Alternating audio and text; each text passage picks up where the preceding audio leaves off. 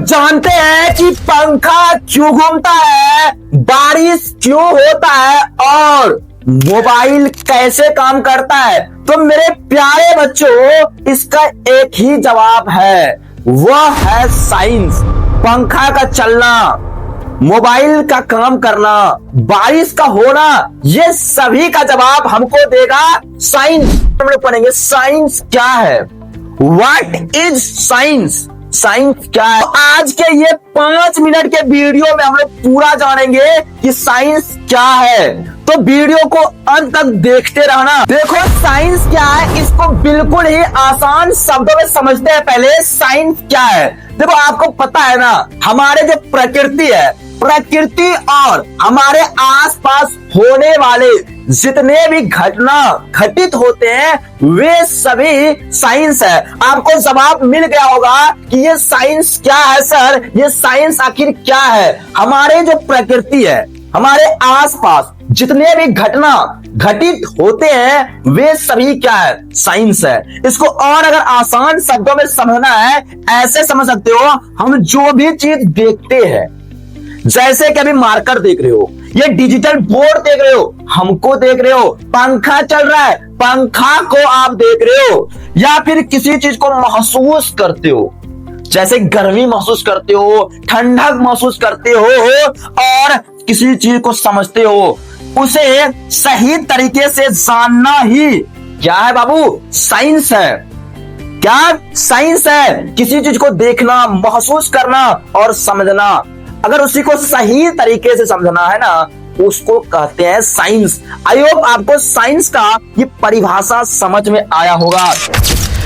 अब आपके मन में एक सवाल चल रहा होगा कि सर साइंस हमारे जीवन में कहां कहां है, साइंस हमारे जीवन में कहां कहां है। सबसे पहला बात, आप जो पंखा देखते हो ना, चलता हुआ पंखा, ये इलेक्ट्रिसिटी, ये साइंस है। और वो क्या है, फिजिक्स है। ये क्या है, फिजिक्स है। पंखा का चलना फिजिक्स कहलाता है। बिजली के बिना पंखा नहीं चलेगा, ये साइंस है। उसके बाद देखो, खाना जो बनाते हो ना, केमिकल रिएक्शन मींस यहाँ पे केमिस्ट्री है, ये भी साइंस है। ये भी क्या है, साइंस है। उसके बाद शरीर का काम करना, जो चलते हो, फिरते हो, दौड़ते हो, ये सब क्या है, साइंस है। हमारे शरीर की हर क्रियाएं बायोलॉजी से होती है और खाना बनाना एक रासायनिक क्रिया है, याद रखना। मतलब कि साइंस हमारे आसपास है। क्या साइंस हमारे आसपास, चारों तरफ साइंस है। इसका मतलब साफ है, साइंस के बिना हम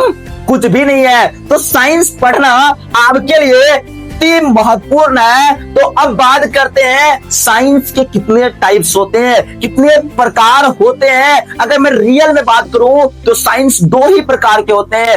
एक होते हैं भौतिक साइंस, एक होते हैं लाइफ साइंस मींस जीव विज्ञान। ये 2 ही टाइप के मेनली साइंस होते हैं। लेकिन यहाँ पे हम लोग का मुख्य रूप से अगर बात करें, ये 3 टाइप से में बताया गया है। सबसे पहला फिजिक्स है, जिसमें हम लोग क्या क्या पढ़ते हैं, ऊर्जा के बारे में पढ़ते हैं, बल के बारे में पढ़ते हैं और गति का अध्ययन करते हैं। ये जैसे कि लाइट के बारे में पढ़ रहे हो, साउंड्स के बारे में पढ़ोगे, इलेक्ट्रिसिटी के बारे में पढ़ोगे, ये सभी फिजिक्स के अंदर आएगा।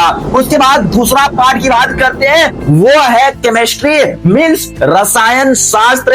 इसमें हम लोग पदार्थ के बारे में पढ़ेंगे और उसके जो बदलाव होते हैं ये बारे में पढ़ेंगे। जैसे कि दूध से दही बनना, ये आपका कौन सा परिवर्तन हो रहा है, ये भी पढ़ेंगे। ठीक है, दूध से दही बन जाता है, ये कौन सा परिवर्तन, अगर पता है किसी को कमेंट में कर देना। उसके बाद हम लोग तीसरा पार्ट पढ़ेंगे बायोलॉजी, जिसमें हम लोग क्या पढ़ेंगे, जीव जंतु और शरीर का अध्ययन करेंगे। इसमें जीव जंतु जैसे कि हार्ट का अध्ययन करेंगे, उसमें बायोलॉजी में, प्लांट का अध्ययन करेंगे, किसमें, बायोलॉजी में। ये 3 टाइप्स मुख्य रूप से हो गया क्या, साइंस का। साइंस के कितने टाइप्स होते हैं, कितने प्रकार होते हैं, बोलेंगे सर 3 प्रकार होते हैं। हाँ, अगर आप लोग 2 प्रकार वैसे फिजिकल और बायोलॉजिकल, ये भी देख सकते हो, मींस लाइफ साइंस।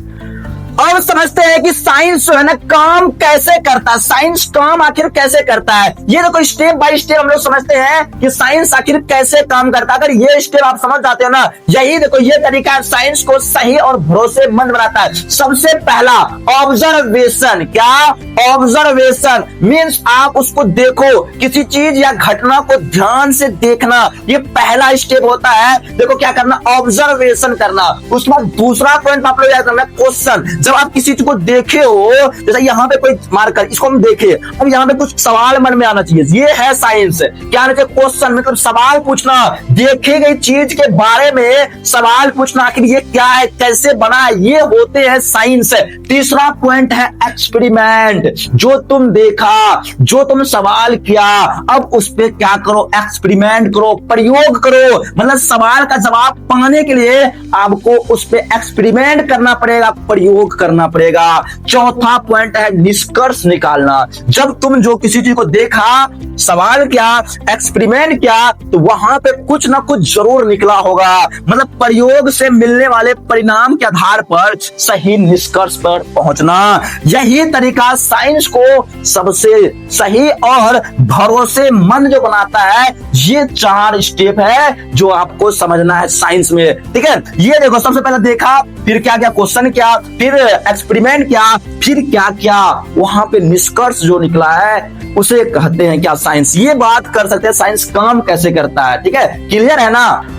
अब जो है आपके मन में एक सवाल चल रहा होगा कि सर साइंस हमारे लिए जरूरी क्यों है। तो चलो इस सवाल का भी जवाब जानते हैं, साइंस हमारे लिए क्यों जरूरी है। ये जो मोबाइल देख रहे हो, ये मेडिसिन देख रहे हो, ये सभी, ये रॉकेट जो उड़ रहा है, ये टेक्नोलॉजी है ना, टेक्नोलॉजी बनाता है क्या, साइंस है, इसलिए जरूरी है। बीमारी को जो ठीक करता, मतलब इलाज करवाता है, कौन? साइंस करवाता है। उसके बाद आप जीवन आसान हो गया है, साइंस। हाँ, साइंस हमारे लिए अच्छे भी है और कई सारे फील्ड में ये हमारे लिए अभिशाप भी बना हुआ है। ये भी बातें आपको याद रखना है। वरदान के साथ साथ ये अभिशाप भी है, जैसे कि परमाणु हथियार का बनना, बहुत जगह भी अटैक हो रहे हैं, तुरंत हमला हो रहा है। ये साइंस का थोड़ा सा दुरुपयोग करने से हानि भी हो सकता है। देखो, अगर साइंस ना होता तो हम जो मोबाइल का इस्तेमाल करते हैं, इंटरनेट जो चलाते हैं, ये कुछ भी इस्तेमाल नहीं कर पाते अगर साइंस नहीं होता तो। अब आपको समझ में आ गया होगा कि साइंस क्या है और ये कैसे काम करता है। अगर आप साइंस ऐसे ही आसान तरीके से सीखना चाहते हैं तो चैनल को सब्सक्राइब जरूर कर लेना और आप कमेंट में जरूर बताओ साइंस का कौन सा पार्ट आपको बेस्ट लगा। और ये भी बता दो कि अगला जो वीडियो लाऊं किस टॉपिक पे लाऊं। तो मिलते हैं फिर इसी प्रकार से इंफॉर्मेटिव वीडियो के साथ।